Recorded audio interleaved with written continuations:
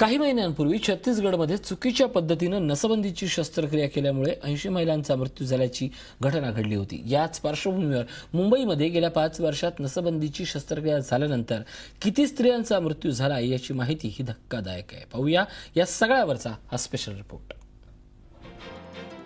आशियातील सर्वात श्रीमंत महानगरपालिका म्हणून मुंबई महानगरपालिकेचा नावलौकिक आहे। मात्र याच महानगरपालिकेच्या वेगवेगळ्या हॉस्पिटलमध्ये नसबंदीची शस्त्रक्रिया केल्यानंतरच गेल्या 5 वर्षात 16 महिलांचा मृत्यू झाला आहे। आरटीआय मधून ही सगळी माहिती समोर आली आहे। महानगरपालिकेच्या नायर हॉस्पिटलमध्ये सर्वाधिक 6 मृत्यू झाले।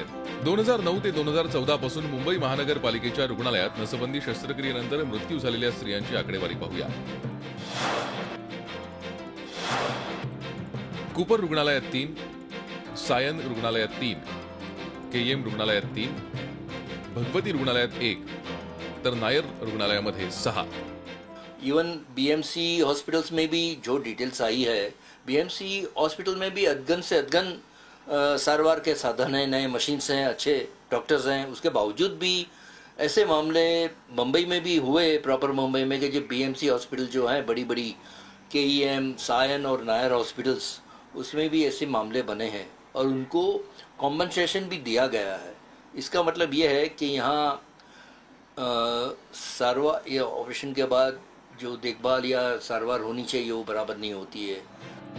नसबंदीची शस्त्रक्रिया झाल्यानंतर मृत झालेल्या स्त्रियांच्या कुटुंबियांना महापालिका प्रशासनाकडून आर्थिक मदत देण्यात आली आहे। शिवाय ज्या डॉक्टर्सकडून अशा पद्धतीचा हलगर्जीपणा झालाय त्यांच्यावर योग्य ती कारवाई सुरू असल्याचं महानगरपालिकेच्या आरोग्य समितीच्या अध्यक्ष गीता गवळी यांनी स्पष्ट केलंय। ज्या वेळी जी घटना झालेली त्या वेळी आपण ॲक्शन्स घेतलेले आणि फॅमिलीला पण मदत केली आणि अशी घटना होऊ नये म्हणून डॉक्टर्स, अधिकारी जे पण हॉस्पिटलमध्ये आहेत त्यांना आपण ऑर्डर्स दिली आहे।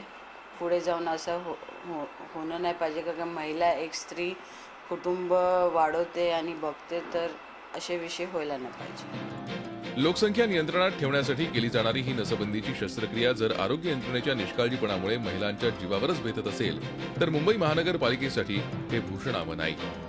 मुंबईसारख्या शहरामध्ये आरोग्य व्यवस्थेची ही स्थिती असेल तर ग्रामीण आणि दुर्गम भागामध्ये काय घडत असेल असा सवाल उपस्थित होणं स्वाभाविक आहे। त्यामुळे आरोग्य यंत्रणांनी अधिक संवेदनशील होऊन काम करणं अपेक्षित आहे। व्हिडिओ जर्नलिस्ट सिद्धेश्वर पिलगरसह देवेंद्र कोल्हटकर, झी मीडिया, मुंबई।